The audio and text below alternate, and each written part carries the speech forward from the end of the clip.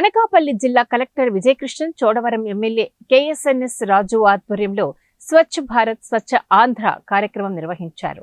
స్వచ్ఛ ఆంధ్ర ర్యాలీలో జిల్లా collector Chodavaram MLA Ambedkar విగ్రహానికి పూలమాలలు వేసి అనంతరం చోడవరం ఎమ్మెల్యే చెత్త సేకరించే సైకిల్ తొక్కుతూ రోడ్లపై ఉన్న చెత్తను, పాడైపోయిన ఎలక్ట్రానిక్ వస్తువులను సేకరించారు. Revenue, MDO, panchayat, all department సిబ్బంది కలిసి ఈ ర్యాలీలో పాల్గొన్నారు. అనకాపల్లి జిల్లా కలెక్టర్ మాట్లాడుతూ, ఇంట్లో పనికిరాని ఎలక్ట్రానిక్ పరికరాలు, వస్తువులను రీసైక్లింగ్ చేయడానికి అధికారులు, పారిశుద్ధ్య కార్మికులు తడి చెత్త, పొడి చెత్తను సేకరించారు. రోజుకు అరగంట పాటు పరిసరాలు పరిశుభ్రతకు కేటాయించాలని వారు కోరారు.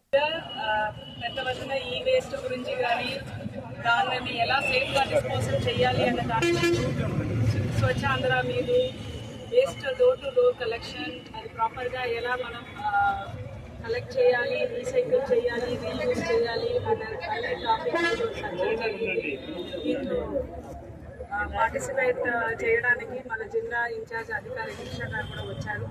ఇంత పెద్ద ప్రోగ్రామ్ని మరీ తక్కువ టైంలో ఇంత లార్జ్ స్కేల్లో అరేంజ్ చేసినందుకు చోడవరం నియోజకవర్గం ఎమ్మెల్యే గారికి జిల్లా తరఫున ధన్యవాదములు. మీ అందరికీ రిక్వెస్ట్ ఏంటంటే, జిల్లా తరఫున ఈ ప్రోగ్రాంలో మన సీఎం గారు అనుకున్న ప్రకారం మనం అందరూ స్వచ్ఛత పాటించాలి.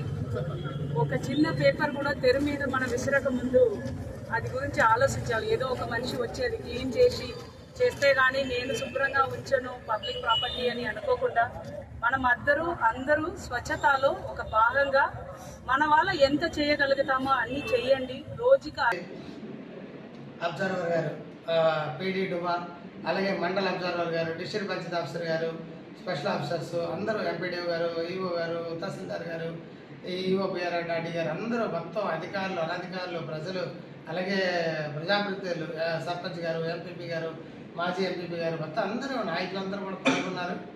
అందరి యొక్క ఇవాళ మా పంచాయతీ శాఖ మంత్రి పవన్ కళ్యాణ్ గారు కానీ, గౌరవ ముఖ్యమంత్రి చంద్రబాబు నాయుడు గారు కానీ, ప్రధానమంత్రి నరేంద్ర మోడీ గారు కానీ, వారి యొక్క పెద్దల యొక్క ఉద్దేశం ఏంటంటే, స్వచ్ఛమైనటువంటి వాతావరణం గ్రామాల్లో ఉండాలంటే మనం వాడిన వస్తువులు ఎక్కడ పడితే అక్కడ రోడ్డు మీద పడేయకుండా అవన్నీ కూడా దగ్గర పెట్టి అది సాలిడ్ వేస్ట్ మేనేజ్మెంట్ సెంటర్స్ పంపించి అక్కడ ఏమో చెప్పేసి దాన్ని వ్యర్థ ఎరువుగా తయారు చేసేయాలి. స్వచ్ఛమైనటువంటి వాతావరణం ఉండడం వల్ల కలిగే లాభం ఏంటంటే, దోవలను నివారించవచ్చు, అపరిశుభ్రత నివారించవచ్చు, రోగాల బారిన పడకుండా మళ్ళీ మనం కాపాడుకోవచ్చు. కాబట్టి మనకి